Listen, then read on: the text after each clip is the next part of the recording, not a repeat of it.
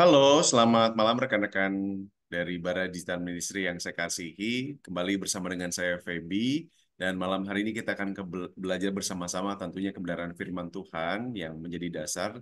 Tetapi temanya adalah ceritakan kebaikan Tuhan. Nah, rasanya kebaikan Tuhan tuh banyak, tapi kenapa ada orang yang mungkin agak susah untuk menceritakan dan mungkin juga bingung apa yang perlu diceritakan begitu ya. Jadi kita akan belajar bersama-sama dengan hambanya Ibu Krisna, dan tentu teman-teman sudah mengenal beliau, jadi pantengin dari awal hingga akhirnya. Kalau ada sesuatu yang perlu ditanyakan, silahkan mengirimkannya di kolom komentar. Baik, kita akan minta pimpinan Tuhan dalam doa. Tuhan Yesus yang mengasihi kami, yang sungguh kebaikan-Mu senantiasa mengalir, entah kami rasakan atau tidak sebagai manusia. Tapi tentu kami rindu pagi hari ini, di malam hari ini, Tuhan penuhi kami dengan sebuah kerinduan bersama untuk bersama-sama melihat dan diberkati dengan kepekaan bahwa Engkau yang sungguh amat baik itu senantiasa bersama-sama dengan kami. Berkati hamba-Mu, Ibu Krisna yang malam hari ini akan menyampaikan kebenaran-Mu. Di dalam nama Tuhan Yesus, kami bersyukur dan berdoa. Amin. Selamat malam, Bu Krisna. Saya persilakan, Bu. Baik, selamat malam. Puji Tuhan, kita bisa kembali berjumpa dalam program Bara Digital Ministry yang pastinya kita akan semakin bertumbuh dalam iman, dalam pengetahuan, ataupun dalam kehidupan karakter kita semakin lebih baik manakala kita senantiasa mau belajar tentang firman Tuhan dan juga pengalaman-pengalaman hidup yang memang nyata, real. Seperti saat ini, kita akan sama-sama untuk memperbincangkan atau mengumumkan tentang bagaimana sih ya kita ini paham bahwa Tuhan rindu kita menceritakan apa yang sudah Tuhan perbuat dalam kehidupan kita. Saya yakin masing-masing kita yang malam hari ini tergabung mengikuti program Bara Digital Ministry ini punya kisah-kisah yang unik, yang menarik, yang menakjubkan, miracle demi miracle, ataupun juga yang membuat kita berduka, rasa kehilangan, hancur hati, tetapi toh sampai detik ini Tuhan tetap memelihara kita dengan kuasa-Nya yang sungguh teramat luar biasa. Kuasa Tuhan yang luar biasa besarnya melebihi kuasa apapun juga. Hari ini mari kita sama-sama belajar supaya kehidupan kita dikuatkan. Apapun yang menimpa kita, apapun yang kita alami, selalu indah untuk diceritakan tentang campur tangan Tuhan dan kebaikan Tuhan. Saya mengambil bagian dari firman Tuhan pada saat ini dari Lukas, pasalnya yang ke-8, untuk mendasari malam hari ini, dari Lukas pasal yang ke-8, khususnya ayatnya yang ke-26 sampai ayat yang ke-27. Nanti kemudian saya lanjutkan ayat yang eh, ke-38 dan 39. Demikian bunyi firman Tuhan. Lalu mendaratlah Yesus dan murid-muridnya di tanah orang Gerasa yang terletak di seberang Galilea. Setelah Yesus naik ke darat, datanglah seorang laki-laki dari kota itu menemui dia. Orang itu dirasuki oleh setan-setan dan sudah lama ia tidak berpakaian dan tidak tinggal dalam rumah, tetapi dalam pekuburan. Ayat yang ke-38 sampai 39. Dan orang yang telah ditinggalkan setan-setan itu meminta supaya ia diperkenankan menyertainya. Di sini menyertai Yesus ya. Tetapi Yesus menyuruh dia pergi. Katanya, pulanglah ke rumahmu dan ceritakanlah segala sesuatu yang telah diperbuat Allah atasmu. Orang itu pun pergi mengelilingi seluruh kota dan memberitahukan segala apa yang telah diperbuat Yesus atas dirinya.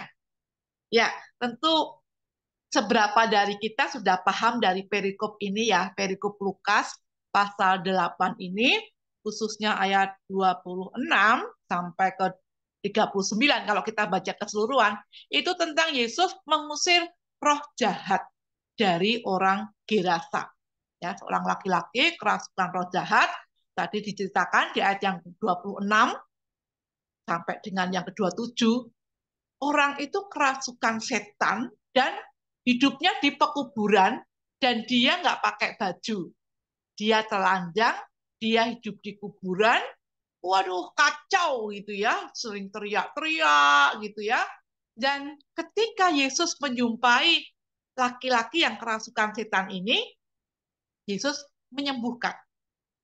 Ya, Yesus menyembuhkan. Di ayat 38 tadi dikatakan orang yang sudah kehilangan setan-setanannya, setan dalam dirinya sudah diusir, itu ingin mengikut Yesus. Jadi ketika dia sudah berjumpa dengan Yesus, mengalami pemulihan, ada perubahan, tentunya ya, dari yang tidak pakai baju menjadi pakai baju. Dari yang tadi tidurnya di kuburan, menjadi tidurnya pulang di rumah. Orang yang sudah pulih itu kembali ke rumah dengan segala peran-perannya. Dan orang ini sudah waras, ya, sudah kembali sembuh dari setan-setan, dan dia, aku mau mengikuti kamu Yesus, aku ingin menyertai perjalananmu. Tetapi Yesus mengatakan, pulang, ceritakanlah, ceritakanlah apa yang sudah Allah perbuat dalam dirimu. Yang tadinya kamu kacau, dipenuhi dengan setan-setan, setannya aja namanya legion, kumpulan setan-setan banyak. Di situ diceritakan ketika setan itu mau Tuhan untuk suruh keluar, dia pindah ke babi-babi. Ya, masih ingin menggoda babi-babi, akhirnya babinya pun, kalau kita baca keseluruhan perikopnya, terjun ke sungai, ke danau, dan mati semuanya. Kekuatan setannya luar biasa. Tapi kita bersyukur punya Allah yang memiliki kekuatan jauh lebih besar dari kekuatan apapun juga, termasuk gerombolan setan, kekuatan iblis yang mau menghancurkan umat Tuhan. Makanya pria tadi sembuh, yang tadinya nggak pakai baju telanjang menjadi pakai baju, yang tadinya tidurnya di kuburan menjadi tidurnya di rumah, yang tadinya nggak waras menjadi waras. Nah, perjumpaan dengan Yesus ini mengubahkan kehidupan yang jauh lebih baik. Dan itu harus menjadi kesaksian. Makanya Yesus mengatakan, ceritakanlah, ceritakanlah kepada orang-orang sekeliling yang kamu jumpai di kampungmu, di kotamu, dalam keluargamu, pulang dan ceritakanlah. Dan orang ini pun akhirnya mengikuti perintah Tuhan. Dia berkeliling menceritakan apa yang sudah Tuhan perbuat dalam dirinya. Nah, saya percaya masing-masing kita punya cerita nih. Ya, keunikan masing-masing kita dengan peristiwa-peristiwa sudah sampai sekian puluh tahun kita berumah tangga, sudah sampai sekian puluh tahun kita bekerja, pasti ada berurai air mata. Tetapi juga ada berkat kan. Hidup ini memang penuh dengan naik turun, hal-hal yang miracle demi miracle, yang tidak kita bisa duga. Belum lama ini kita mendengar ya kisah tentang Air India, pesawat Air India yang jatuh terbakar. Lebih dari 200 penumpangnya meninggal. Tetapi ada satu yang hidup secara logika tidak masuk akal. Kok bisa dia hidup? Walaupun dijelaskan dia hidup di tempat yang tidak terbakar ketika terbelah pesawat itu, dia ada di posisi yang tidak terbakar. Dua belahan pesawat itu terbakar, dia ada di posisi yang tidak terbakar. Tapi secara logika, ini nggak mungkin bisa terjadi tanpa kuasa Tuhan, tanpa seizin Tuhan. Ada duka cita pasti untuk orang-orang yang meninggal. Ketika mereka mau berangkat, mereka berpelukan, mungkin ya berciuman, tapi itu ternyata ciuman yang terakhir. Tapi orang-orang yang ditinggalkan sampai saat ini ketika mereka kuat, walaupun hancur hati, itu karena kekuatan Tuhan. Ini yang layak untuk diceritakan. Bagaimana ketika ketidakberdayaan kita, itu bisa kita lalui bukan semata-mata karena kekuatan kita, tapi karena Tuhan. Jadi dari peristiwa pesawat Air India itu ada satu yang selamat. Itu sungguh-sungguh mujizat. Itu pasti ada maksud Tuhan. Dan itu kalau diceritakan, wow, powerful, luar biasa. Baik untuk keluarga yang ditinggalkan, yang dikuatkan Tuhan, ataupun yang masih diizinkan untuk hidup. Ada juga dalam kasus untuk pesawat Air India ini, satu gadis yang tertinggal, yang terlambat untuk check-in. Dia buru-buru sudah jamnya sampai melalui counter check-in. Dia pengen masuk, tetapi dihalau oleh petugas bandara. Karena memang pesawat sudah mau oh, sudah mau berangkat terbang. Wah, dia marah. Gadis ini usia 24 tahun, marah sekali. Ya, dia marah, dia teriak, dia kecewa. Kenapa tidak bisa untuk dia ikut masuk? Tetapi dengan hitungan beberapa menit, dia bersujud tersungkur baru memahami. Ternyata dia terluput dari bahaya maut jatuhnya pesawat Air India. Dia selamat dengan dia terlambat itu. Dia ingin bisa masuk, tetapi ketika memang tidak diizinkan, ternyata tidaknya itu adalah bagian dari perlindungan Tuhan. Makanya kalau di Pengkhotbah dikatakan segala sesuatu ada masanya. Hal-hal seperti ini layak untuk diceritakan. Kalau bahasa kita yang lebih Kristiani itu kesaksian. Makanya kalau dalam persekutuan-persekutuan, saya biasanya juga mimpin persekutuan ibu-ibu, persekutuan para oma-opa di usia indah ya, lansia. Sebelum saya menyampaikan firman Tuhan, setelah melalui pujian 1, 2, 3 kali, dibukalah ruang kesaksian. Ibu-ibu, oma-opa, siapa yang mau bersaksi tentang kebaikan Tuhan dalam minggu ini? Pasti ada beberapa ya yang maju menceritakan, aduh tadinya saya mau operasi, ternyata tidak jadi operasi. Tuhan sembuhkan penyakit saya. Aduh, tadinya saya takut sekali kalau biaya untuk di rumah sakit membengkak nggak cukup. Ternyata Tuhan cukupkan. Ada yang menolong. Cerita-cerita seperti itu biasanya muncul dalam kesaksian, menceritakan bagaimana kebaikan Tuhan.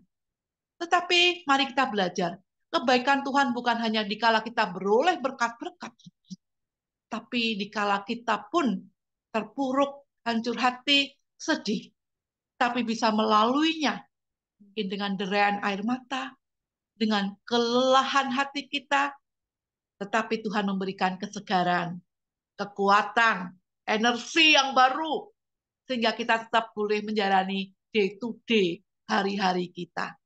Bukankah itu juga suatu perbuatan Tuhan yang layak kita ceritakan? Ketika ada pergumulan relasi dengan suami, kemudian bisa baik lagi, sama-sama saling memaafkan untuk bisa bertahan dalam pernikahan. Kami sekarang lebih baik, Bu. Kami sekarang hati-hati dalam berbicara. Saya lebih mau mendengarkan istri saya. Saya mau lebih tunduk pada suami saya. Saya bersyukur Tuhan menolong pernikahan saya. Ceritakanlah bagaimana keajaiban Tuhan dan kuasa Tuhan itu mampu mengubahkan hidup Anda. Seperti dalam Kolose pasal yang ke-8 tadi, ayat 26 khususnya sampai 39. Ada perubahan ketika mengalami perjumpaan dengan Tuhan. Ya, kalau secara fisik tadi orang yang kerasukan setan tadi telanjang kemudian berubah menjadi pakai baju. Yang tadinya nggak waras, dia wah, ngamuk macam-macam, dia udah diikat dengan rantai, bisa lepas. Dia sekarang menjadi bisa duduk diam di dekat kaki Yesus. Mendengarkan. Nah, mari kita begitu juga. Ketika kita menyelami firman Tuhan, dengar-dengaran dengan Tuhan, tentu kita akan diubahkan kehidupan kita. Kita yang tadinya mungkin, aduh, ya kemana-mana mencari untuk bisa rasa tenang. Tapi ternyata ketika berjumpa dengan Tuhan, ketenangan itu hanya di dalam Tuhan. Dan ketika kita mau kembali ke rumah, dengan peran-peran kita yang harus kita perankan. Yesus mengatakan, pulanglah, ceritakanlah apa yang sudah Tuhan Allah perbuat atas dirimu. Nah, ini menjadi sebuah tanggung jawab kita semua. Kenapa kita mesti bercerita? Itu pertanyaan berikutnya. Kenapa kita mesti bercerita? Atau kenapa kita ini mesti memberikan kesaksian? Satu, karena dengan menceritakan kebaikan Allah, kita sedang memproklamirkan, sedang mempresentasikan berkat-berkat Tuhan. Jadi bukan keakuan kita yang kita perkatakan, tapi adalah perbuatan Tuhan. Allah sendiri yang kita proklamirkan, yang kita presentasikan. Nama Tuhan yang dimuliakan melalui cerita kita, melalui kesaksian kita. Dan orang lain yang mendengar akan paham bahwa, oh ternyata firman Tuhan itu bukan sekedar teori.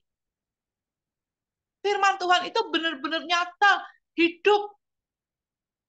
Biasanya kalau ada cerita yang menyentuh, firman yang menyentuh, kemudian mungkin orang akan berkata kepada kita, kalau kepada saya, akan berkata, Bu Krisna, terima kasih sekali. Luar biasa kesaksian Ibu, luar biasa firman Tuhan. Saya dikuatkan. Jadi kesaksian itu memberikan kekuatan iman pada orang lain. Imannya dibangun. Oh, ternyata yang hidupnya susah itu nggak cuma saya. Mungkin selama ini dia paling merasa menderita hidupnya, nelongso. Bahasa Jawa itu nelongso, paling menderita. Ternyata melalui kesaksian kita, dia disadarkan banyak yang jauh lebih menderita dibanding dia. Sehingga nggak layak dia untuk menggerutu, untuk berkeluh kesah, untuk putus asa.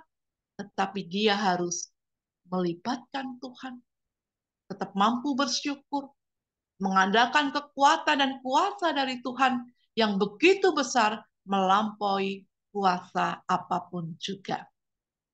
Yuk Bapak Ibu yang hadir dalam uh, Bara Digital Ministry malam hari ini. Saya yakin Bapak Ibu punya cerita masing-masing yang luar biasa, yang menyentuh, yang powerful, yang begitu dahsyat, mengubah hidup Anda menjadi lebih baik. Jangan takut, jangan malu-malu, ceritakanlah. Ada lagu kan? Ku suka menuturkan cerita mulia, cerita Tuhan Yesus dan cinta kasih-Nya. Ya, mari kita tuturkan cerita tentang bagaimana cinta Tuhan, tentang bagaimana Tuhan bekerja melalui hidup kita dalam banyak hal. Karena itu ternyata juga perintah Tuhan. Yang memerintahkan pada orang yang kerasukan setan pulang. Ya, ini kalau ada saat ini yang sedang marah-marah, nggak pulang-pulang, pulang. Kalau ada orang yang membenci, kemudian, aduh, kadang-kala marahnya sampai gebrak meja, banting piring. Jangan-jangan ada iblisnya di situ. Jangan-jangan ada setannya loh. Ya, minta kekuatan dari Tuhan untuk dilembutkan. Kembali dengan peran-peran kita dalam keluarga, entah Anda sebagai seorang anak yang mungkin benci ke orang tua, kemudian pergi berhari-hari, bahkan berminggu-minggu, atau mungkin Anda kos di tempat lain yang orang tua nggak tahu alamatnya, atau mungkin Anda seorang ayah yang marah-marah terus ke istri, benci terus ke istri. Jangan-jangan ego Anda yang sudah ditumpangin setan. Ya. Karakter Anda yang sudah dirasukin iblis untuk marah dengan membenci, mendendam. Akhirnya Anda tidak memerankan peran Anda dalam keluarga. Kalau Anda kembali sembuh, dipulihkan, kembalilah ke dalam keluarga. Lakukan peran Anda. Pulanglah. Pulang itu pasti ke rumah. Kalau orang yang sedang sakit dirasuki setan tadi, pulangnya ke kuburan. Nggak pakai baju. Nggak masuk angin ya. nggak masuk angin, nggak tahu malu, di situ sendiri, bisa ngomong sendiri. Di antara kita bisa diingatkan kalau kita sudah apa-apa sendiri, jangan-jangan kita tidak sehat. Ya. Jadi yuk ulang, minta kuasa Tuhan untuk kita dimampukan kembali menyatu, berdamai dengan keluarga kita, dan kita bisa melakukan peran-peran dengan baik. Karena itu yang Tuhan mau. Kita diubahkan ketika kita mengalami perjumpaan dengan Tuhan. Apapun nanti yang akan terjadi dalam kehidupan kita, ya mudah buat kita untuk bersaksi hal-hal yang indah. Mudah buat kita menceritakan perbuatan-perbuatan Allah yang menguntungkan kita, yang menjadi berkat buat kita, yang membuat kita happy. Mudah kan? Tetapi bagaimana ketika kita mengalami hancur hati? Ketika kita berduka yang luar biasa, mampukah kita tetap menceritakan keagungan Tuhan? Mampukah kita untuk tetap menceritakan bagaimana kuasa Tuhan menolong hidup kita? Bapak Ibu pernah mendengar kisah Horatio? Horatio itu yang menciptakan lagu In This Way My Soul. Tenanglah jiwaku, selamatlah jiwaku, selamatlah jiwaku, selamatlah, selamatlah jiwaku. Itu Horatio yang menceritakan. Tapi yang menarik di balik lagu itu tercipta. Ternyata ada banyak cerita yang luar biasa menyentuh hati kita yang mendengarnya. Dia punya anak 5. Anak laki-laki satu-satunya meninggal karena sakit demam. Bisnis dia hancur karena kebakaran. Horatio rindu anak-anaknya yang masih 4, perempuan semua, dan istrinya tidak bersedih. Dia mengirim anak-anaknya dan istrinya untuk berlayar, untuk rekreasi. Tetapi di tengah Samudra Atlantik, kapal itu karam, tenggelam. Dan keempat anaknya, putrinya semua ini meninggal. Hanya istrinya yang selamat. Ketika dia mendengar kabar ini, dia hancur hati. Dia langsung menyusul. Dan ditunjukkan di sini loh, tempatnya tenggelamnya kapal itu. Yang merenggut semua putrimu empat-empatnya. Ada yang 11 tahun, yang 5 tahun, yang 2 tahun. Menyedihkan sekali. Anak satu-satunya laki-laki sudah diambil waktu yang lalu, sekarang keempat anaknya karena kapal yang tenggelam. Dia termenung melihat semua peristiwa itu. Dan di tengah laut itu, dia menciptakan lagu Selamatlah Jiwaku. Lagunya itu kalau dalam bahasa Indonesia ada di NKB 195, yang kata-katanya saya sempat tulis begini.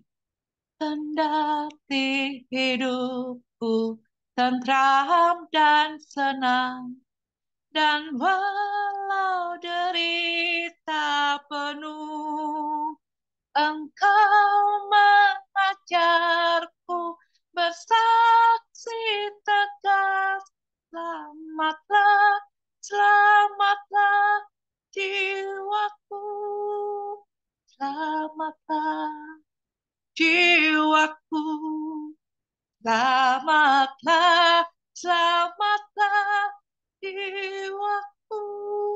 Aduh, saya mendengar kita itu membacanya sedih, menangis.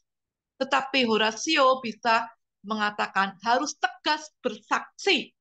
Ya, engkau mengajarku bersaksi tegas, bersaksi menceritakan apapun yang kita alami, duka cita, kita bisa kuat ditopang.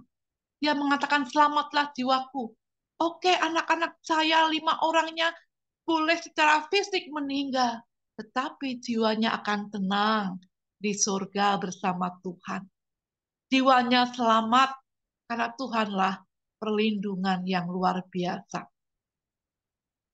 Mari menceritakan kisah-kisah yang luar biasa, entah itu yang merupakan kesedihan buat kita maupun kebahagiaan, karena kita tahu sekali-kali Tuhan tidak pernah meninggalkan kita.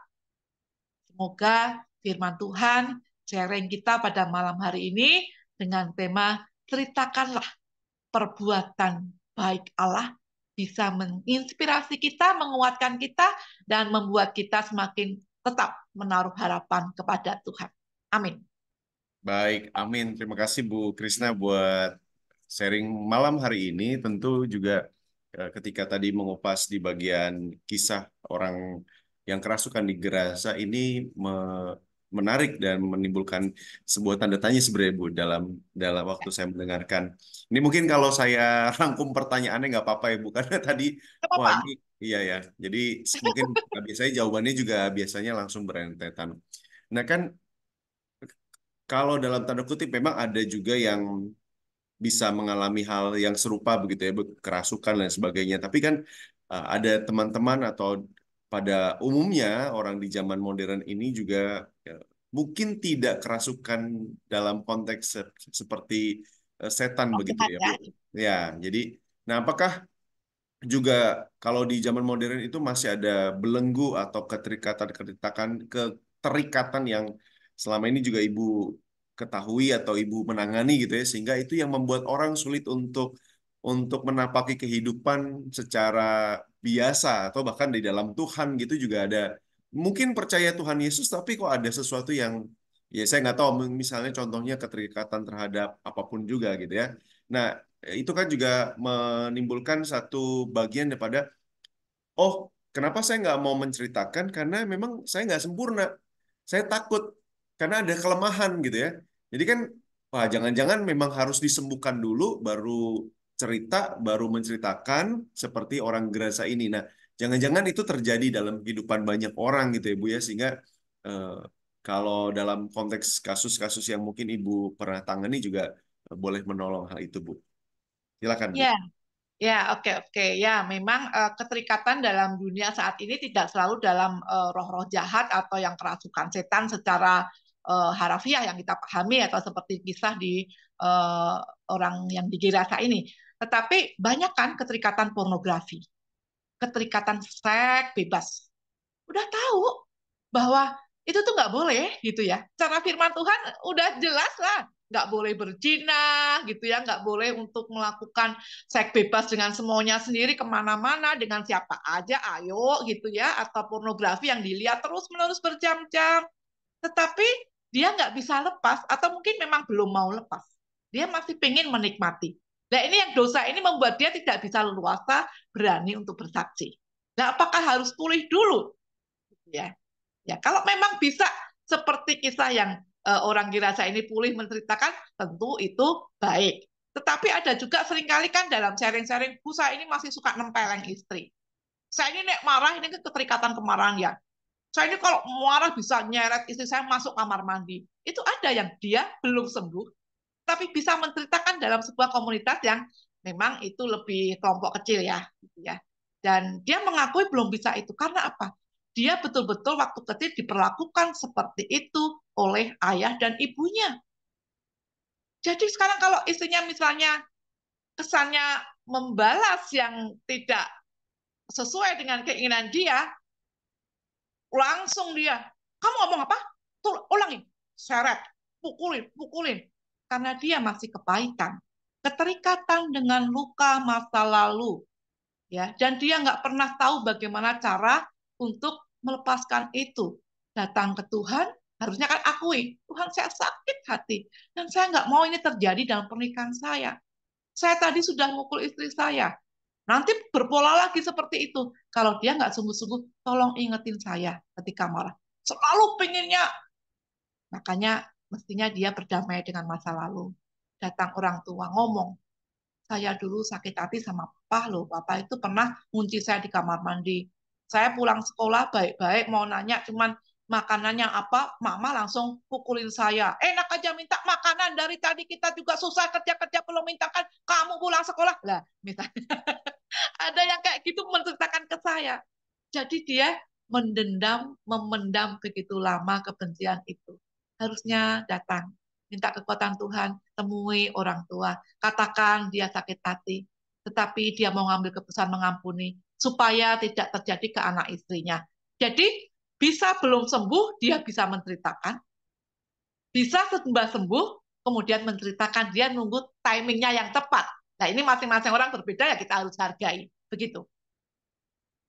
Betul, betul. Terima kasih, Bu. Jadi tidak ada alasan sebenarnya dalam tanda kutip ya. Cuman memang kadang-kadang seperti yang Ibu Krista sampaikan ada orang-orang yang tidak tahu caranya bagaimana gitu ya mengalami pemulihan sehingga eh, terjadi lagi dan ya bahkan mungkin ada orang yang akhirnya menyerah dalam hidupnya kayaknya memang saya orangnya begini dan nggak bisa diubah. Tapi harusnya waktu mendengar kebenaran firman Tuhan di malam hari ini bisa menolong kita semua.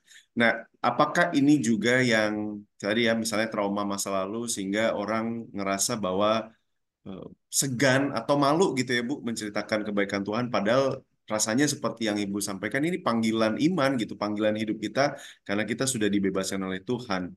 Karena jadi atau mungkin yang paling sederhana adalah jangan-jangan memang kayak kesaksian saya itu biasa, jadi nggak terlalu besar lah seperti orang Gerasa atau orang-orang yang mengalami mukjizat. Nah, tapi yang kedua Bu pertanyaannya, bagaimana kita bisa menceritakan kebaikan Tuhan yang kadang-kadang kita pikirannya gini, Bu, eh, misalnya di media sosial begitu ya, tanpa terjebak untuk pamer rohani atau misalnya pencitraan dan kadang-kadang mungkin kayak takut apakah kita nggak usah peduli dengan omongan orang yang kita ceritakan saja karena mungkin orang akan berpikir ah ini mah cuman gimmick aja, cuman pura-pura dan lain sebagainya, Bu. Sehingga itu ada kesan-kesan yang kalau memang kayaknya orang Indonesia tuh kayak menurut ya ini subjektif gitu ya. Kita tuh agak susah untuk memuji gitu ya sehingga kayaknya kalau kalau menghujat tuh lebih mudah gitu. Silakan Bu. Ya, memang kalau orang yang sulit memuji itu juga kita harus pahami dia juga mungkin banyak gagalnya ya, kemudian kurang mampu bersyukur, kehidupan dulunya susah, kurang penerimaan, kurang cinta, itu pasti sulit memuji. Tetapi kalau orang mudah bersyukur gitu ya, tentu juga akan bisa melihat dari kacamata positif. Memang tidak bisa dipungkiri lah kadangkala bisa menimbulkan yang mau kita saksikan itu baik, tetapi nanti gimana nih pendapat orang? Ya, pertama kalau kita terlalu keseringan, ya itu kadang keseringan upload-upload status-status yang, wah kayaknya maaf ya, kadang-kadang sok hebat, sok suci, sok paling dekat dengan Tuhan, sok rohani, itu bisa lah menjadi batu sandungan atau orang-orang yang nggak suka kemudian, ya biasa ini. Kemudian dia ngelihat ada kekurangan kita, kemudian dia, oh itu mah gayanya aja, pada itu pencitraan, bisa kita diomong kayak gitu. Atau kadang-kala kita juga bentuk menasehati, tapi sebetulnya untuk menyerang orang lain, lah. Misalnya bisa juga begitu kan kita menasihati jadi orang itu ya mesti lemah lembut, sabar. Bukankah begitu firman Tuhan yang dimaui? Padahal itu untuk menembak orang-orang lain. Lah orang lain yang terasa seperti itu kan ini omong apa toh kemarin aja dia ribut sama saya, misalnya begitu. Nah ini bagaimana mana menyikapinya? Ya mesti hati-hati juga memang gitu ya. Apa yang saya berikan ini membangun apa tidak? Motivasinya apa nih? Memang untuk membuat orang lain lebih baik. Kayak tadi kan orang yang kerasukan setan berjumpa dengan Tuhan menjadi lebih baik. Tapi kalau motivasi kita untuk ada ambisi pribadi, ya motivasi di balik itu ada sesuatu yang untuk menyerang orang lain, nggak murni, nggak tulus, ya tentu jatuhnya juga kurang bagus. Jadi kita sendiri introspeksi nih, kalau mau mengupload apapun di status kita atau ya, ini motivasinya apa, ya itu harus dilihat. Kadang-kadang kan memang juga misalnya saya mau ngupload status gitu ya, aduh Bu, kok pas banget ya Bu dengan pergumulan saya, aduh Bu Krisna gitu ya, oh ya puji Tuhan toh, misalnya gitu. Tapi mungkin juga ada, ini ngapain sih orang ngomong apa? Nah, kadang-kala kalau dalam teori ini kan kita juga harus belajar sedikit tuli gitu ya, tetapi juga kita nggak boleh seenaknya sendiri. Kita harus tulus, kita harus betul-betul memperhatikan pikiran-pikiran orang, jangan sampai membuat pikiran itu negatif. Ya, kalau saya apa-apa ya coba dicek dulu deh. Kalau udah message untuk upload, upload aja. Oh, tidak melukai, yang penting begitu. Tetapi nek nggak usah lah kemarin udah ini dikiranya lagi sombong, ya jangan. Itu. Baik, terima kasih Bu Krisna. Nah, tadi menarik Bu, ini kan bicara tentang bagaimana Yesus memerintahkan, itu perintah ya, ceritakan gitu kepada orang yang sudah sembuh dipulihkan dari kerasukannya untuk di lingkungan sekitarnya. Nah, ini dalam tanda kutip apakah juga termasuk saya percaya bahwa menjadi memberi kesaksian itu kepada semua orang gitu ya. Nah, apakah ini juga terbersit panggilan khusus juga? Kadang-kadang orang-orang yang terdekat kita itu juga butuh, Bu, gitu ya. Karena kita bicara tentang misalnya pemberitaan Injil yang luas, tapi jangan-jangan mungkin apakah itu juga pengalaman yang terjadi di dengan klien ibu atau di gereja, ada banyak orang yang sebenarnya juga di lingkungan terdekat kita itu butuh kesaksian dan teladan serta pengalaman bersama dengan Tuhan, Bu. Ya, ya, ya, ya. Itu sangat betul. Saya sangat setuju. Apa-apa itu lihat orang terdekat dulu ya. Kalau kita cerminan keberadaan kita, peran kita, pelayanan kita itu kan ya dampaknya memang untuk orang lain gitu ya. Tetapi lihat yang di rumah itu sudah terlayani belum? Ya, misalnya suami saya belum lama dapat panggilan misalnya dalam pelayanan. Ya kita obrolin, kita doain sama-sama dan di Dinda begini. Ya semangat Pak, dukung Pak, misalnya begitu ya. Dan banyak hal yang tentu kita mesti sharingkan ya untuk membantu mereka. Adakah yang perlu dibantu? Ada persoalan apa? Ya itu kan bagian kita juga memperhatikan orang lain. Ya salah salah sih menurut saya ya atau kurang bijak ya. Kalau kita begitu banyak melayani di luar tapi dalam sendiri pada sakit. Itu kenyataannya banyak loh. Melayani banyak umat Tuhan. Tetapi dalam keluarga sendiri yang 4 orang atau keluarga inti, keluarga dengan eh, papa, mama, oma, opa yang mungkin 12 orang, 15 orang aja nggak pernah bisa akur. Tetapi dengan berbaju jubah pelayanan, dia bisa melayani banyak orang. Nah, kalau pertanyaan tadi gimana dengan orang-orang terdekat, apakah juga perlu? Oh, itu sangat perlu, wajib. Menurut saya malah wajib. Saya sendiri kalau misalnya rasa ada yang nggak beres, misalnya ada konflik dalam keluarga, kemudian saya belum memaafkan atau belum membicarakan sampai semua tuntas gitu ya, rekonsiliasi, mau ngomong itu gimana ya rasanya? Sehingga saya selalu mengatakan, ini mama mau memberikan firman Tuhan. Nggak bisa, ini artinya kayak gini nggak bisa. Mau ngajak senyum jemaat juga nggak bisa. Mau ngomong cerita tentang apa-apa, keluhlah mulut ini. Saya bilang, tolonglah pada ngertiin. Ya, kadang-kadang begitu saya kalau pas sudah lelah gitu, yang sementara ada konflik dalam keluarga, kan kita nggak sempurna juga, ada ribut. Mama nggak bisa. Ya, ya kita harus gimana, mah? Gitu anak saya kadang-kadang kan gitu. Ya maksudnya baik-baik lah kalau diajak makan keluar, ayolah makan, menunjukkan kita ada kebersamaan begini. Ya yuk yuk makan yuk. Nanti kemudian kita bisa saling bapaknya biasanya kemudian kita saling berbicara dengan penuh kasih. Sekali lagi, yuk kita membereskan atau melayani keluarga terdekat kita dulu, entah pasangan kita, orang tua kita, anak kita, kemudian kita lebih lagi powerful, artinya omongan kita, tindakan kita, itu akan lebih, kalau obat ngomong mujarab, untuk menolong melayani orang lain, bersaksi itu, ya kesaksian. Tadi mama dapat berkat ini, nggak nyangka loh misalnya, ini buat kamu, lah kan itu melayani juga. Kamu pengen minum apa? Kopi di mana nih? Yuk kita ngopi. Ada berkat. Mereka senang kita omongin. Kemudian, aduh mama tadi, ya tak pikir kita nggak ada masalah, ternyata ban kempes, mobil kegesek, ini mesti banyak pengeluaran gitu ya, ya pasti Tuhan cukupkan ya, nggak apa-apa gitu ya. Kemudian ya kita saling mendoakan, apapun yang menjadi rintangan, cerita yang indah, pergumulan, sebetulnya orang-orang terdekat ini inti ya, bukan kemudian yang ke lain-lain, perlu untuk kita sharingkan, kita ceritakan untuk memperkuat iman mereka dan melihat kuasa Tuhan dalam hidup mereka. Setuju. Terima kasih, Bu. Terima kasih ini lebih dalam karena betul ya. Ya memang ada orang secara fisik dekat tapi hatinya agak terlupakan. Jadi kita diingatkan lagi di malam hari ini. Baik, terima kasih Bu Krisna. Ini pengalaman yang luar biasa belajar firman Tuhan juga dalam secara khusus bersama dengan secara praktis begitu ya untuk melihat apa yang perlu dan kita lakukan dalam kehidupan kita sebagai orang-orang yang sudah dibebaskan.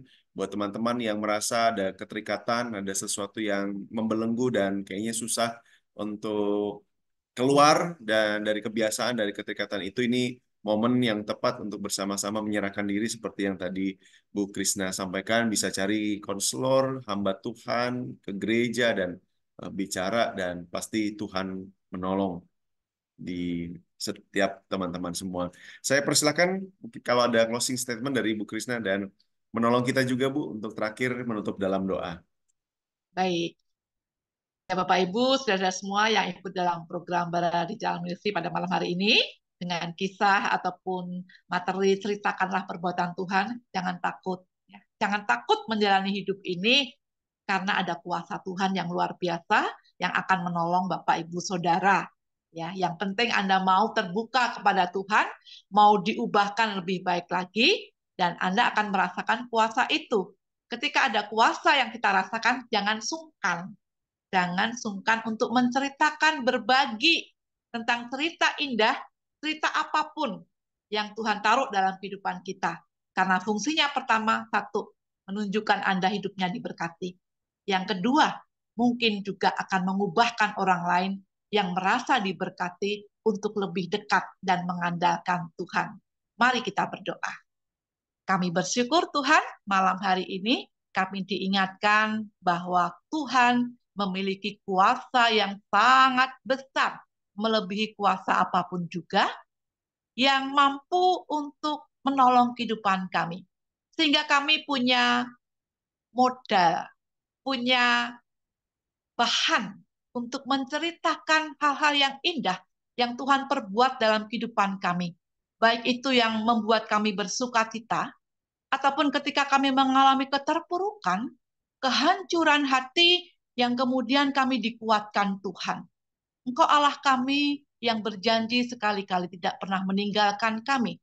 Untuk itu biarlah kami dengan kekuatan yang baru, semangat yang baru, menceritakan kebaikan Tuhan, menuturkan setiap cerita indah Tuhan dalam hidup kami masing-masing. Berkati setiap kami agar kami tetap mengandalkan Tuhan dan memiliki keberanian bersaksi, memperkatakan Engkau Allah yang hidup, yang sanggup bekerja melampaui apapun juga dalam hidup kami. Ampuni keberdosaan kami, inilah doa kami yang kami naikkan dengan penuh iman di dalam nama Tuhan kami, Yesus Kristus. Amin. Amin. Sekali lagi terima kasih Bu Krisna malam hari ini sungguh luar biasa boleh menolong kita semua membuka sesuatu yang selama ini mungkin juga tersembunyi dari antara di hati kita masing-masing. Dan karena itu kita akan mengakhiri dan berjumpa lagi di lain waktu bersama dengan saya Feby dan juga Ibu Krisna serta teman-teman yang lainnya. Di dalam nama Tuhan Yesus, Tuhan berkati kita semua. Amin. Terima kasih Bu. Ya, sama-sama.